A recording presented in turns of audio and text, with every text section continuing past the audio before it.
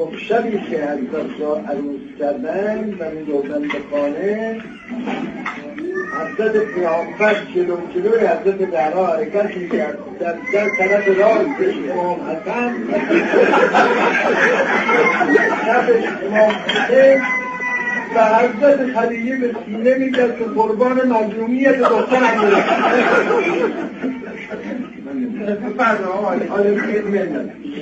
بالاخره اردبیل اینه. حالا به من میگن چرا تو واقعا کفر آفتابه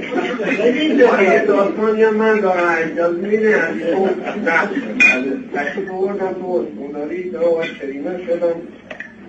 مغشی بودن یا من بودم فکر کنم فردا بود،